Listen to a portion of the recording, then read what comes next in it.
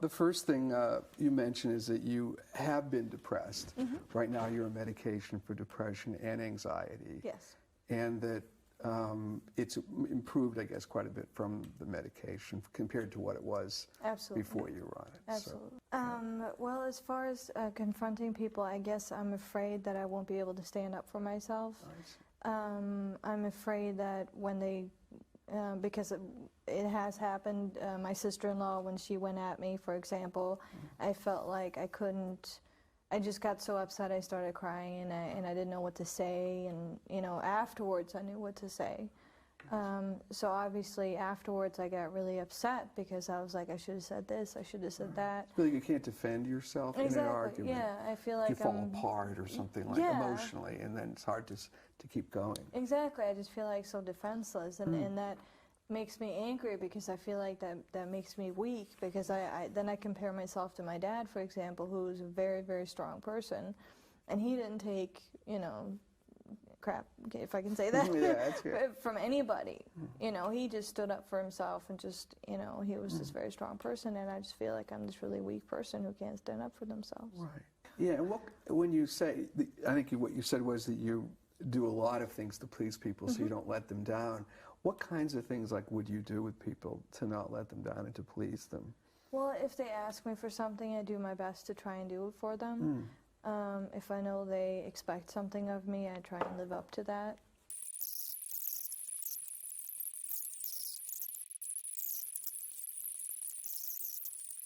Right. So the way in which your... Does that make sense? Yes, exactly. Okay. The way in which your mother and your husband are similar, in that both of them are disappointed if you don't live up to whatever their ideal is. And your mother's ideal is different from your husband's. Yes, exactly. But they each have an image of you and how you should do it, how you should be. And you're trying all the time to meet that ideal. And then each of them gets disappointed whenever you don't do it. And they each make you feel guilty. They do. And it's very hard for me because I feel like, you know, I love them both. But I feel like I can't be... I feel like I can never really be real with either of them. So that's the trap, back to feeling trapped, because there's no way you can, either you have to choose between pleasing them and doing what they want, or being yourself.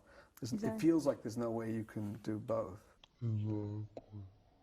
we have something called a schema. A schema is like a life pattern that you keep repeating over and over again. And one of them we call self-sacrifice. And self-sacrifice is giving up your own needs all the time to take care of other people because you're afraid of hurting them. And it sounds like there were other patterns I picked up too, but going to the central one that seems to tie both your mother and your husband together, what seems similar in both cases is that you're there taking care of their needs. They're not particularly taking care of yours. They're almost like little children in a way, meaning you're like the adult taking care of the kids who are needy. And then no one's left to take care of you. And then we have another schema we call emotional deprivation, which is feeling that no one is really there to listen to what you feel, to take care of you. So I'm wondering if that's what we're dealing with, is one feeling, which is that you have to take care of everyone, regardless of the price. And then the other feeling is that there's no one there to take care of you. And one makes you feel kind of trapped, which is taking care of other people, but then the other one makes you feel angry because and sad and hopeless. Your needs aren't getting met, and yet there's nothing you can do, and it's not fair. Because you're doing everything and you're getting nothing back. I don't mean nothing, but you're not getting, it's nowhere near equal. No.